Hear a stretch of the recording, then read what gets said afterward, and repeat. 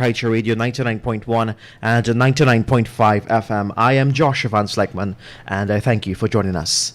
Before we get to the news in details, let me bring to you today's front page comment that is titled, Time to End the Secrecy, Guyanese.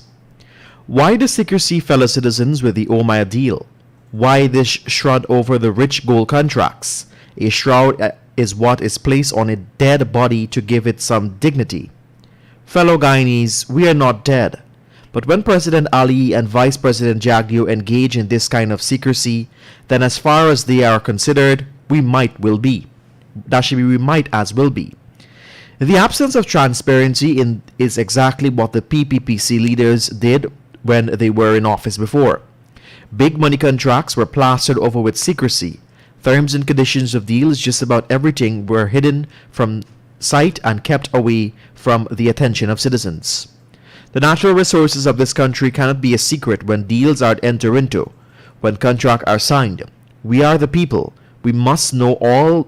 Guyanese should demand to know about all of them. The Omaya Gold contract must be fully shared now. That is not negotiable. The nation should not continue living with secrecy, especially when dealing with its resource wealth.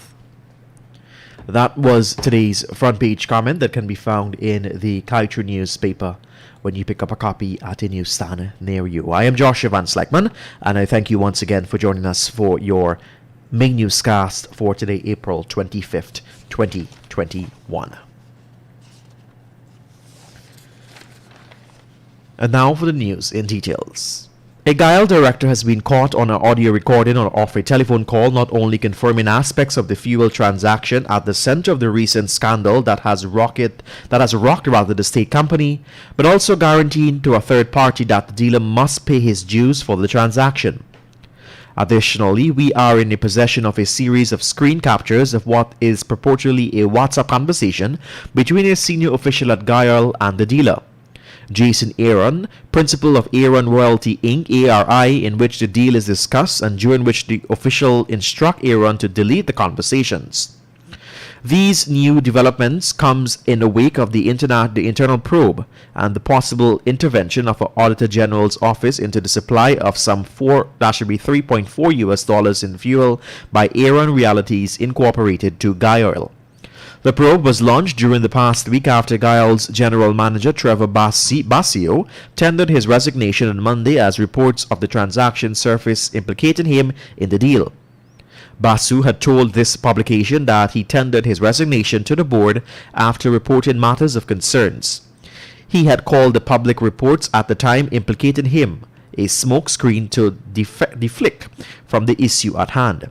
He has not since been implicated.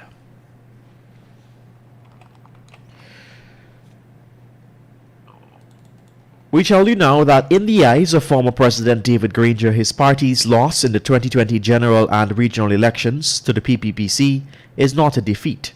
Instead, the head of the APNU-AFC parliamentary list believes that Granger said that he always conditioned and advised his supporters to understand that elections in Guyana will always be close, that there is no landslide for any one party to enjoy. He went on to say that he is convinced as well that the people on the ground, particularly those he met, are desirous of having the APNU-AFC return to office.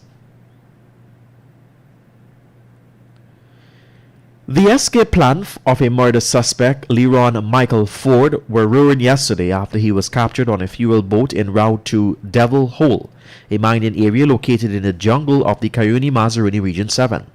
Ford, also known as Biggie, is believed to be the man who gunned down 25-year-old Odingo Anthony Yearwood on Wednesday in Charlestown. Ford was captured with assistance of two constables around 17 hours. Police have also arrested a woman who they believe was harboring Ford from being apprehended. Yearwood was riddled with bullets sometime around 20 hours on Wednesday. This is your main newscast right here on Kaieteur Radio 99.1 and 99.5 FM. Following the recent commemoration of World Earth Day, Environmentalist Annette Arjun Martins says she remains deeply troubled that the nation's environmental credentials are being continually eroded by ExxonMobil's frightening flaring of gas since December 2019 due to the Liza Destiny's faulty gas compressor system. By burning the associated gas from the Stabroek block, ExxonMobil is releasing on a daily basis over 250 toxic chemicals into the nation's airspace. In an invited comment, the Arjun Martins asserted that ExxonMobil was sold to Guyana as the gold standard of oil operations. But upon noting its environmental performance to date, particularly as it relates to flaring, she stated that the oil giant is more akin to having a brass standard.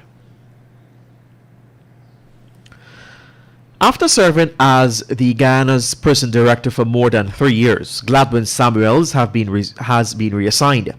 This information was relayed to the media operatives yesterday in a release sent out by Samuels himself. Samuels was sent on 132 days accumulated vacational leave on December 15, 2020.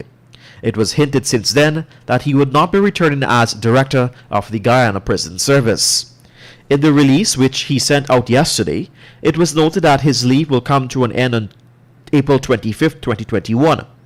Samuels related in the release, in anticipation of resuming duties, he wrote the Ministry of Home Affairs on April 23, 2021, notifying Minister Robeson Ben that his leave is coming to an end. In response, Samuel was notified by the ministry that he will be reassigned to the post of Assistant Coordinator on People Smuggling, with effect from April 26, 2021. With just about 1,000, with just about 115,000 people, Guyanese, have been received their first dose of the COVID-19 vaccine to date, about 1,800 of them being fully vaccinated with their second doses. Former Health Minister and current advisor to the Ministry of Health, Dr. Leslie Ramsamy, is advocating for more intense campaign towards getting every adult person vaccinated.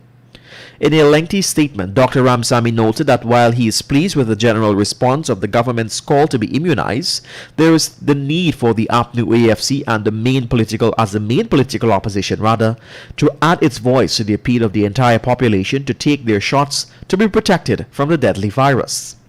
According to Dr. Ramsamy, there are several mischievous fake stories in the public domain aimed at preventing people from taking the COVID-19 vaccine. And finally, at this time, APNU AFC parliamentarian and former Housing Minister Annette Ferguson has filed a lawsuit claiming in excess of $50 million in damages against current Minister of Labour Joseph Hamilton. According to the legal document drafted by attorney London Amsterdam, Ferguson is seeking damages from Hamilton for statements he made defaming her during an interview broadcast on NCN and live streamed on the PPP's Facebook page.